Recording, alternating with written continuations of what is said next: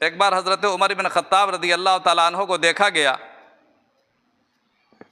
کہ وہ بازار میں گھوم رہے ہیں اور لوگوں کا سامان اٹھا اٹھا کے پہنچا رہے ہیں۔ لوگوں نے کہا حضرت یہ کیا کر رہے ہیں، آپ تو امیر المومنین ہے، آپ ایسی حرکت لوگ کیا سمجھیں گے؟ کہا کہ میں اس لیے ایسا کر رہا ہوں کہ مجھے خبر ملی کہ میرے بارے میں لوگ بڑے اچھے گمان میں مبتلا ہیں، میری خوب تعریف کر رہے ہیں، تو میرا نفس موٹا ہو گیا، اسی کو سزا دے رہا ہوں کہ اپنے آپ کو اچھا نہ سمجھو، میں ذلیل کر رہا ہوں اس نفس کو، کہ اگر نفس موٹا ہو گیا اور خدا نخواستہ خوش فہمی مبتلا ہو گیا تو میری زندگی کی ساری عبادت ختم ہو جائے گی، ساری بندگی میری ختم ہو جائے گی۔ حضرت علی کرم اللہ وجہہ کے بارے میں آتا ہے